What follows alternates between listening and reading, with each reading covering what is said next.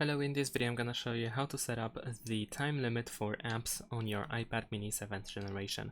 In order to do that, you want to go to the settings, and then in the settings scroll down and go to screen time.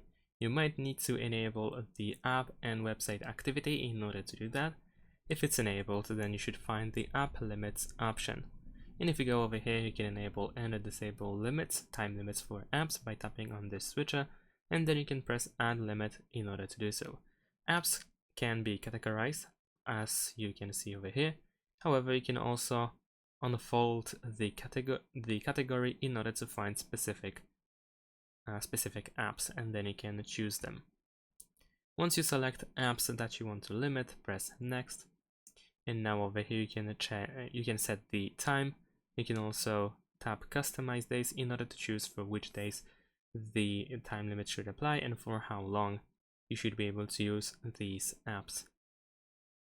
And then once you are done with the setup, press add, and that's pretty much it. Thanks for watching, leave a like and subscribe to my channel, and see you in my next videos. Bye.